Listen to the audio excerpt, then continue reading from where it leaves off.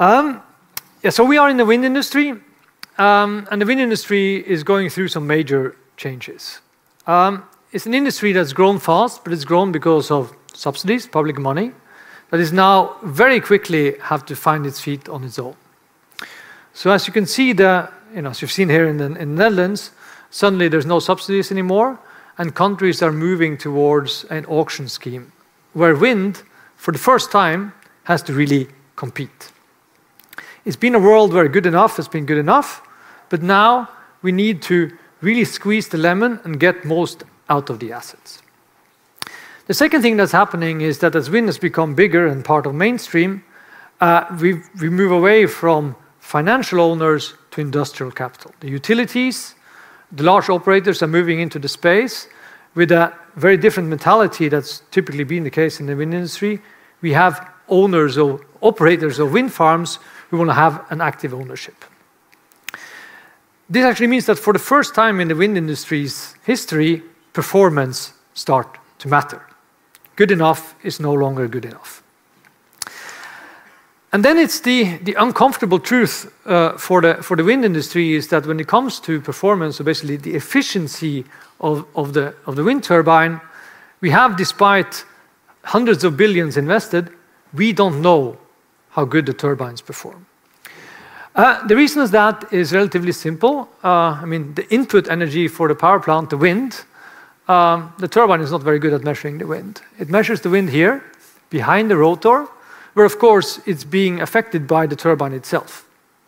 The uncertainty on measuring the wind here is in the 10 to 20% range. So of course, if you have a 10 to 20% uncertainty on the input energy, well, you can't really say whether the output is good or not. We have a patented technology that measures the wind just on the nose, just before the wind hits the turbine, that enables a much better performance measurement of turbines. You see an example here where we have compared the power curve, so basically the efficiency measurement of a wind turbine, with the alternatives that are on the market. Ours is this one. For the first time, it's being possible to directly measure and compare performance of wind turbines. That's a tremendous shift of the industry, and it enables operators to take an active ownership, to identify underperforming turbines, and also to verify and quantify improvements, thereby also fostering innovation in the industry. Apart from just measuring the performance, we can also improve the performance. We're in a way putting glasses on the turbine, helping the turbine to see the wind better, so the turbine can follow the wind, because of course the wind changes all the time and the turbine has to follow. We have measured on a bit over 400 turbines. We have, a bit to our surprise, found that only half of them stand correctly into the wind. The other half has what's called a yaw misalignment. It means that it's always a bit off the wind. Around a third has what I would call a meaningful yaw misalignment.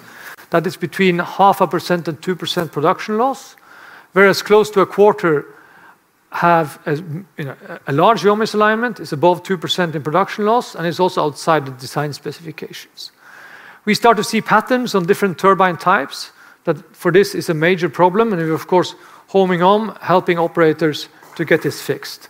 The average improvement of these turbines here, where we have more than 10 measurements of the same turbine type, is 1.8%. It falls directly to the bottom line, and it also reduces the stress and loads on the turbine, thereby also getting longer lifetime. The technology is a platform technology. Apart from performance measurement and performance improvement, it can also help improve the operation of turbines. The wind is a key measurement for determining what is the right operational strategy. It can help improve lifetime, help improve predictive maintenance. And of course, in the long run, this is going to be the technology on all turbines, so it's going to be integrated in the turbine control.